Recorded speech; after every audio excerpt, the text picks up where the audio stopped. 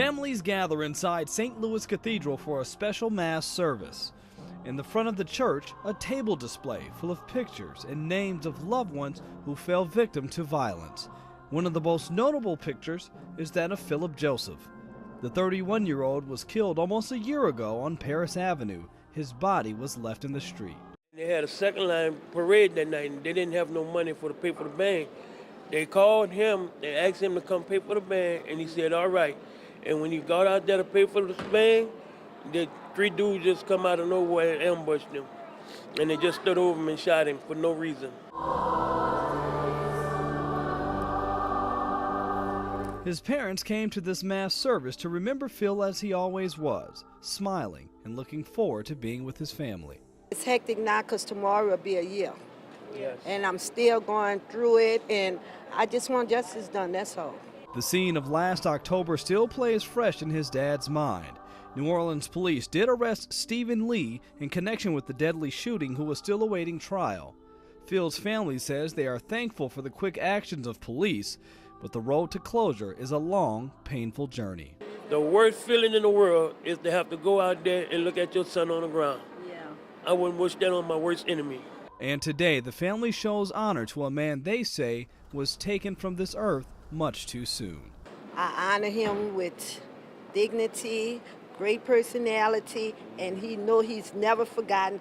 Antoine Harris, Eyewitness News.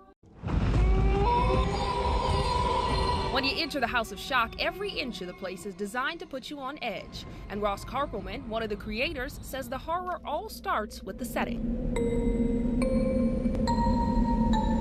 It's the first thing you see is going to be the first impression that forms all these different things. That's what's going to happen to me. And at House of Shock, there are too many scenes to count. There's something in almost every corner, and most of the inspiration is local. New Orleans is one of the all-time haunted cities of America, one of the oldest cities. So we try and keep a New Orleans theme here. There's the above-ground cemetery, the swamp, and the French Quarter. And after things look scary, it's about filling them with characters who are scary.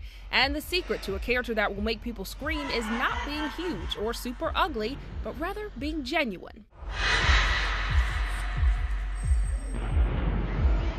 You could be the smallest or you could be the biggest. That little pop-out scare coming at you one way or another, it will always bring forth a reaction. Whether it is true terror or it's just entertainment, it's always going to be a good time as long as you are true to who you are. And the final key to being truly terrorizing depends on how well you can read people. There's many different ways that you can scare people. There's, the jump out scare, there's a psychological scare, and you want to pretty much read people. So like this guy standing here, he's got his arms folded, he's got that kind of faraway look in his eye. He's a little apprehensive. So, a startle scare might work on him, or not. So I have the setting and the character, but can I actually scare someone? We're gonna try it out.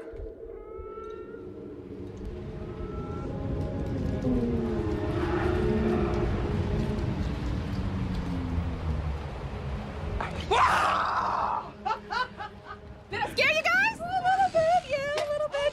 I'm breaking stuff. So Yeah, I was scared.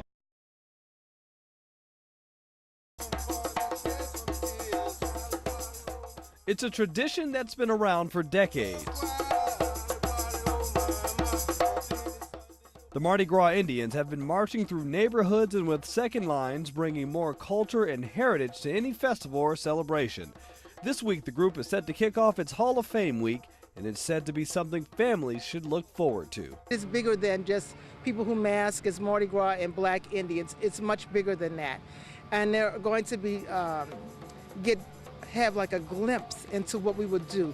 You'll see suited out Indians, you'll see traditional drumming, and of course my favorite part is dancing. The celebration is all about bringing together culture and pride in each community. The Hall of Fame is number one, an educational entity, and second, we perpetuate and preserve the traditions in an interactive, community-based way.